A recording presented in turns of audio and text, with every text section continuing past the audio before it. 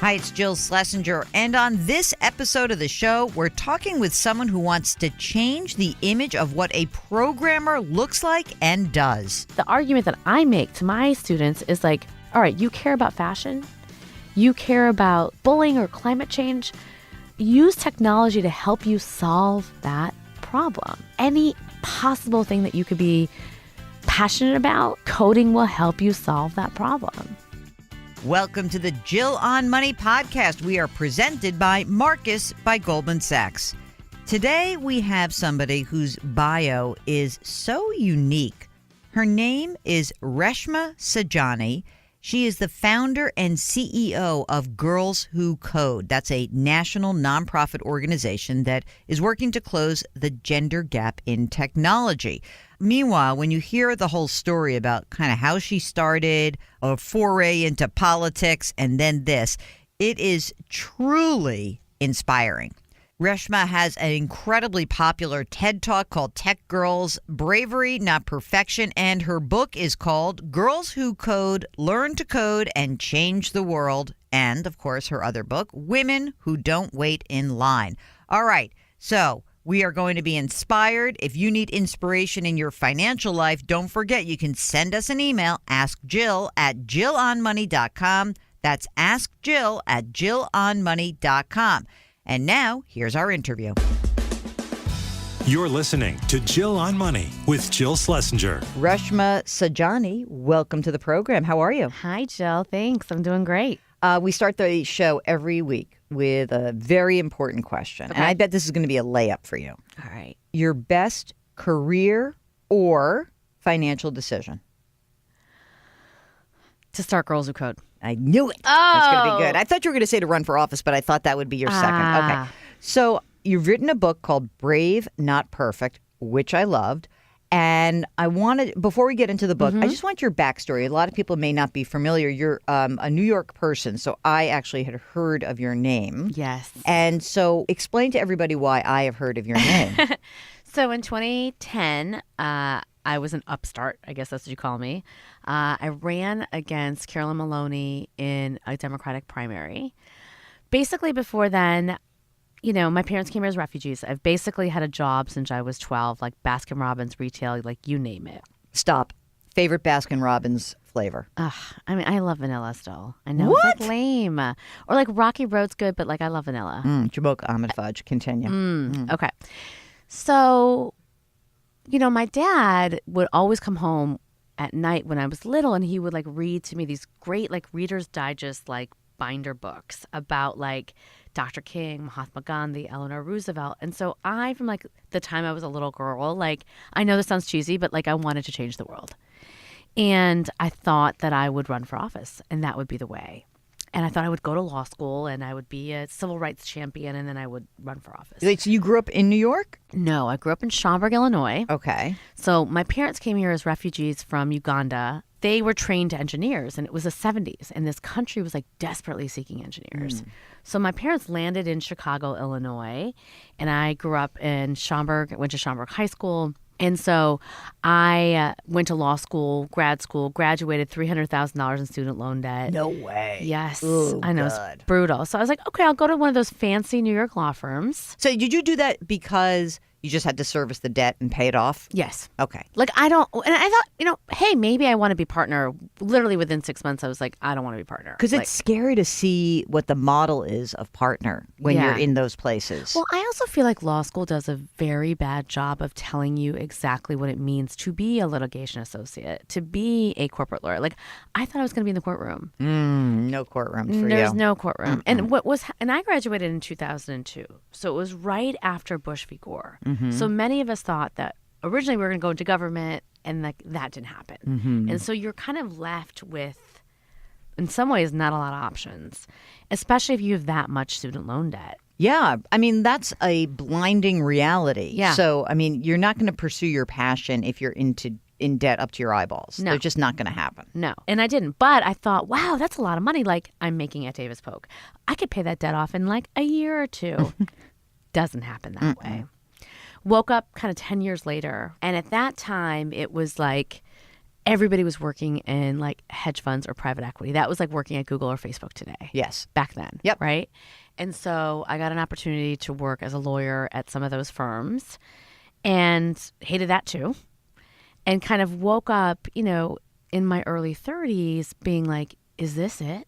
At that point, had you paid off the debt? No, I still haven't paid off the debt. Come on. No, You're I'm still... famous CEO, published author. No. All right. I mean, it's like 12, 13% interest rate. You're killing me, girl. You're killing me. Yeah. Oh, my gosh. But I'm realizing that, like, I'm unhappy as hell. And I'm not getting any younger. Right? You can tell yourself things at age 25 about, like, well, I'll do that then. And like, this is just a moment. Mm-hmm. But when you're in your early 30s, you're kind of looking at like being middle-aged is like around the corner. And you're like, oh, it's now or never. Like, I can't, like, my dreams could pass me by. Were you partnered with kids at that time, or were you still single?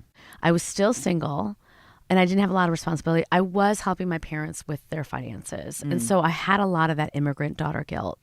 And for them, too, like, I mean, the amount of money I made as a summer associate at Davis Polk was, like, a significant part of, like, their salary. Mm-hmm. So it was a big deal this was the American dream. This is what they sacrificed and lost everything for. And at least that's what I told myself, and so, but I am at 33, sitting in like one of those empty, no window conference rooms, on like 45th or 47th Street, feeling like hell.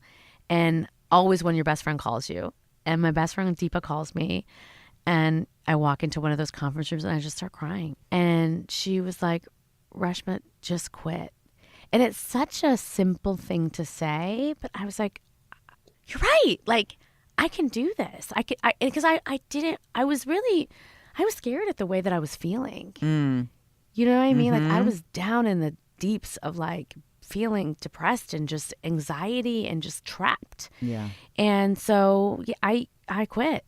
You quit with an idea of what would happen next, or you quit with... Because you said you always wanted to go into public service. So was there a plan B that was always percolating in the back of your head? Yes. So what was that? So I think the plan B was always like, I'd want to run. But I think in that moment, I realized that if I got to start figuring out what that looks like. And at the same time that happened, Carolyn Maloney was thinking about primarying Kirsten Gillibrand for her Senate seat. So do you want to just, for people who don't know Carolyn very Maloney, New York, so just you want to give her a little bit of her bio and how she's perceived? Yeah. So you're gonna get me in trouble. She had been there for 18 years. Yeah. She was like an entrenched incumbent. Never really been primaried before. She had gotten there in 1992, kind of the year of the woman. It was a no-no. You do not in New York challenge incumbents. I mean, a total no-no. So when the idea first percolated in my head, it was, quote, an open seat. So when I talked to the political class about running, they're like, that's a great idea. Like, you should totally do that. You have an amazing story. Uh-huh. Then when Carolyn decided not to primary Senator Gillibrand, now I found myself a 33-year-old young woman whose name was Reshma Saujani. Bad name, right? Thinking about running against the Upper East Side icon, right? Yep. And that was nuts. I didn't think it was so crazy because I was like, wait a minute. Like, I've been active in politics since I was 18. You've been telling women to run. What better way to take over the world than to have all races be women running against each other? Right. And I got some ideas. And you also got pushback from that establishment, because when they said, oh, it's an open seat, sure, go run, cool, young, smart, Indian, born, great ethnicity here, good story, blah, blah, blah. Then all of a sudden she goes, I'm going to keep this seat. Then they turn on you a little bit. They say, you can't challenge the queen, right? Oh, no. I mean, everybody was like up in arms. I couldn't hire anybody. But now I'm excited. And I'm like a little bit like, what? This is crazy. Like, no one gets to own these seats. Right. This is not a monarchy. This is not a monarchy or an appointment, right? This is democracy. And so I decided to move forward and then kind of put together like a ragtag group of friends and people. And we start building this like amazing campaign. Mm-hmm. And I am so in pure joy because like for the first time, right, in my professional career, I am doing what I want to do. I am that 13-year-old wide-eyed girl, right, who wants to make a difference and change the world. So it's amazing. And I think I'm going to win. I think I'm going to shake every hand, meet every voter. You're going door to door. Door to door. You're as doing much a as Cory you can. Booker. Right. And people are excited. Like, I got John Legend doing a concert for me. Like, I mean, it was like I was on the New York Times, Above the Fold twice. Like, I know, because that's how I knew your name, because I was like, why do Yeah. I know this one? Because I got the book, and I'm like, I know this name. This is so weird. And so then I started Googling. I'm like, yes, right. yeah, that one. Election day happens. It feels good. But wait, going into Okay. Election Day, you Yeah. were touted as somebody who could really Yeah. make this happen. Like, Yeah. you might unseat Carolyn Yeah. Maloney. Got an endorsement from the Daily Observer. Like, CNBC touted it one of the top 10 races in the country. I think I raised more money than any female candidate. I raised like $1.5 million. Like, it was a big deal. And the thing is, when you're running for office, everybody tells you they're voting for you. So when you would like stand outside the subway, people would be like, I'm like, who'd you vote for? They're like, you. So like, you feel like this is going to happen. So had you been conducting, or your team conducting, internal polling that gave you different numbers? We did, but we just didn't believe them. So you knew. So there were numbers. I think we did have the money to do one poll maybe early on. Okay. And early on, it wasn't great. So it was one of those kind of things that we thought we were building an insurgency, and like, you can't see it. Mm-hmm. Okay. Election night. Horrible. You got trounced. Trounced. I mean, my husband and I were joking about this, I think last night. I think we spent like, $2,000 per vote or something. I mean, it was horrible. I'm in this like hotel room in the upper, I don't even remember the name of it. One of our supporters had gotten it. My field organizers had decorated the whole room with like these multicolored Post-its. My father had come down. My best friend from high school had come down, and we turned on the TV, and that little ticker was like not moving past 19% of the vote. I mean, I feel like they called the race in like 5 minutes. My dad's like, okay, I'm going to bed. Right. Bye. Bye. He said, I am shocked. I don't even have a concession speech in my purse. I am staring at this young girl who was basically like my intern and who had been with me the whole election. Rebecca would like go get coffee for me in the morning. And I wanted to cry so bad, Jill. But I was like, she's going to remember, Rebecca is going to remember how I reacted in this moment for the rest of her life. And I held it together. That's awesome. And I just like figured out really quickly what I was going to say, conceded to, Congresswoman Maloney, went to my victory party, my not victory party. Everybody's bawling, and I'm just like standing on the stoop and just thanking people. And then I leave and I go back to this dark hotel room, and I just cry. And I like how you described that, which is like you sat on your pity pot. Yeah. You threw a pity party. Yep. Kind of said, I think I'll go hide for a couple days. Yeah. I think I will, I like that you basically say you're allowed to sort of mourn and feel bad for yourself when something bad, when you have a failure. Yeah. And what got you out of it? I always thought that failure would break me, and it didn't. And I was like, I'm okay. I'm not broken. And that gave me the courage. This is what I talk about in my book about how bravery is a muscle. That gave me the courage to start thinking about what that next thing was. I also realized that I had never been happier in these past 10 months, and that I wasn't going back to the private sector, and I had found what my calling was. And it was incumbent upon me to keep the promises that I made to people that I met on the campaign trail. And like, which promise was that going to be? Mm-hmm. That's great. This is Jill on Money. We'll get back to the show in just a minute. Now, I am Jill Schlesinger because you're listening to the podcast, right? You may not know that I'm also a certified financial planner. My day job, I'm the CBS News business analyst, and yes, I am your host of this podcast. As we've been saying over the past few weeks, the podcast has a new sponsor, Marcus by Goldman Sachs. Marcus is part of a storied company that's been a leader in financial services for generations.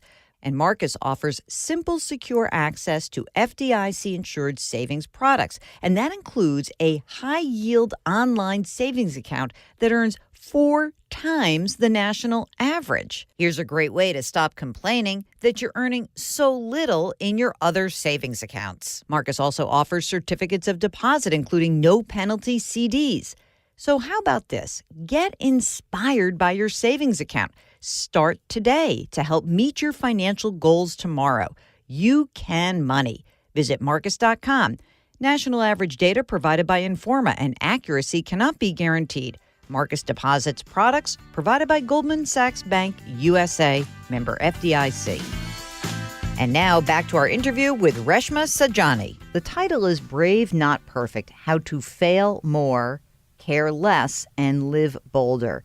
And the part of the book that is very interesting to me, as we talked about before we came on the air, is the fact that you say that women seem to strive for perfection and that these are messages that we are imbued with very early on. And I really could relate to that idea where you said, that there are women who would say, I'm not going to apply for that job because I don't know what I'm doing. But then the guy would be like, I'll do it. I don't know what I'm doing, but it'll be fun. Sign me up. Right? So what is it about how the messaging about how girls and boys, what kind of messages are we getting? And talk about some of that, the part of the book, the early part of the book where you describe that. Go to a playground and you'll see exactly what I'm talking about.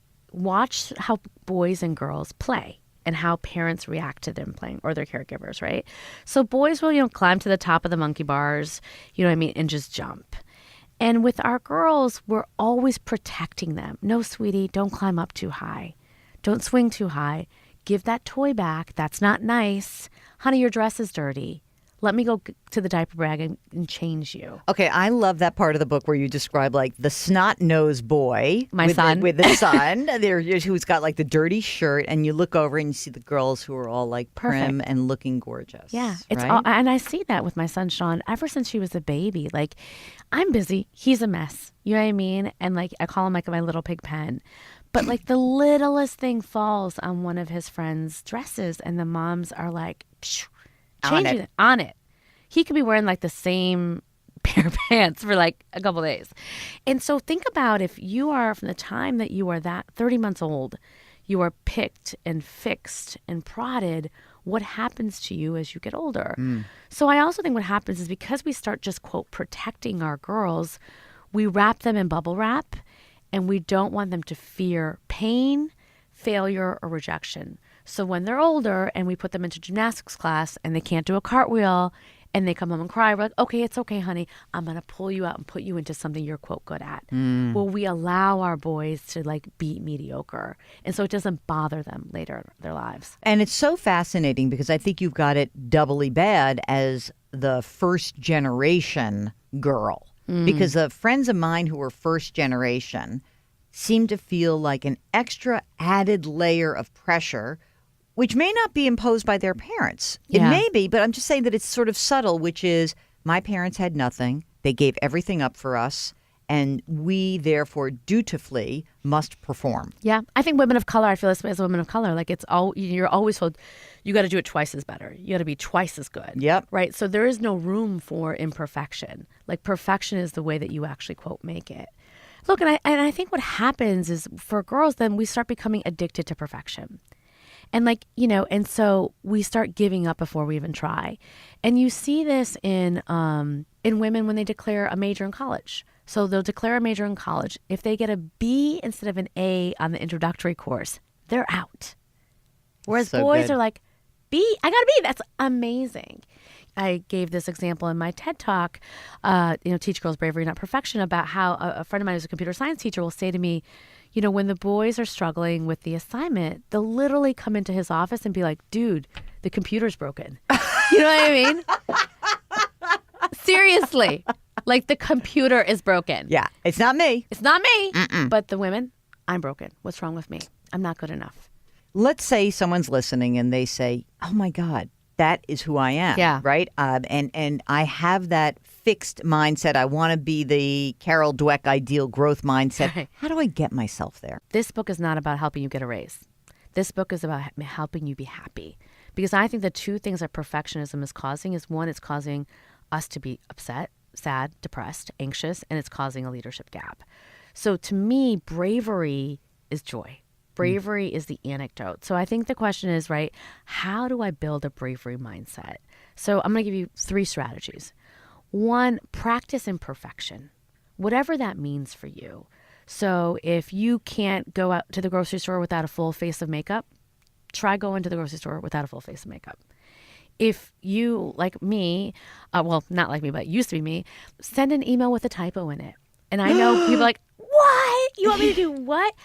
But the amount of time we spend rereading our emails, putting in 5 emojis and 10 exclamation marks, it's insane. And we're missing out of doing other things.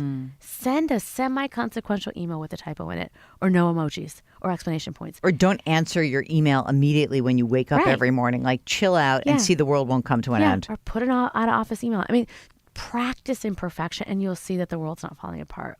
The second thing, and it goes back to that hobby point, is do something you suck at. Not for the sake of being great at it, but just for feeling what it's like to be mediocre. I love yoga, but I can't do anything like a headstand, like anything. Like I barely can do like child's pose, right? Okay. To like save my life. But I feel good after I go to a yoga class. Well, you just are doing it obviously for Shavasana, which is the way that most people are doing yoga. Close the lights and let me sleep, please. Put that eye bag on my eyes and let's go. I like that idea of doing something, just doing something. Yeah. And it's hard. Yeah. Go for a walk, right? Like if you think that you quote, are not great at exercise, go for a walk. But like do something you suck at, or you think that you suck at, or that you're scared to even try because you're scared you're gonna suck, right? Okay. What else? The third thing is just start. I think we let so many of our good ideas die on the vine because we talk ourselves out of them, and then we see other people do the exact same thing we thought we wanted to do, and we're left with so much regret and envy. Yeah.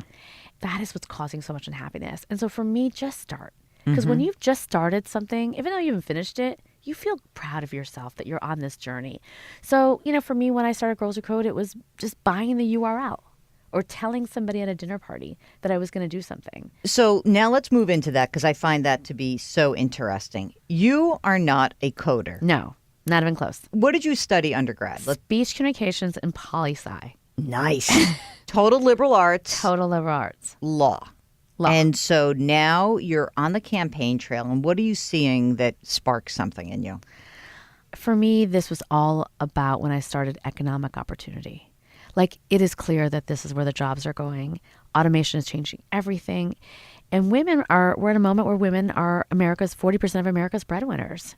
So like here we are being tasked with putting food on the table, paying the mortgage, sending the kids to school, and we're not going into the highest paying jobs. Right. And we're having a glass ceiling being created above us before we've even begun. That's what inspired me to start Girls Who Code, is because I was like, where are the girls? The second thing, once I started it, that has kept me going is I've realized that girls are change makers.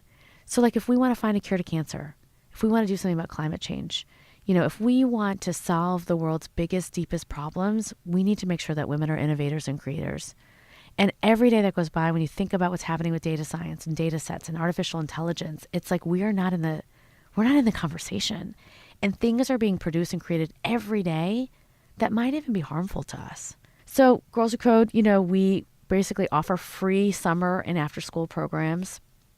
By 2019, we're going to have reached 185,000 girls. So cool. We will close the gender gap by 2027. Like, this is happening.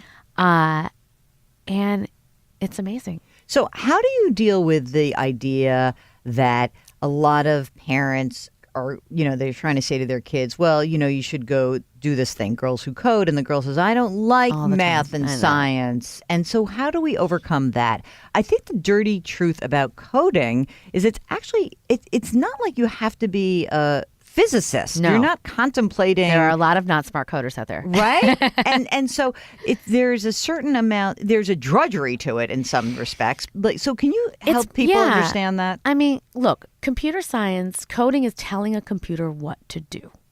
It is problem solving. It's about how to figure out how to get from point A to point B. So actually, if you have a legal mind, you would be an amazing computer scientist. So the technical, quote, math science element of it is, I think, honestly, less relevant, right? And there's not like a direct correlation in many ways of like, if I'm really great at math, I'll be really great at coding. If I'm bad at math, then I can't code. It's simply not true. And I've seen it with my hundreds of thousands of girls. So the problem is, I think computer science has got a bad rap. So when you think about what a computer scientist looks like, it's like some dude in a hoodie sitting in a basement somewhere, right? He's drinking a Red Bull and he's like staring at a screen. So girls are like, I don't even, not only do I not want to be him, I don't even want to be friends with him. Yes. And we've seen that image in Weird Science, Revenge of the Nerds, Zuckerberg, Social Network. We've turned girls off. The argument that I make to my students is like, all right, you care about fashion, you care about, bullying or climate change.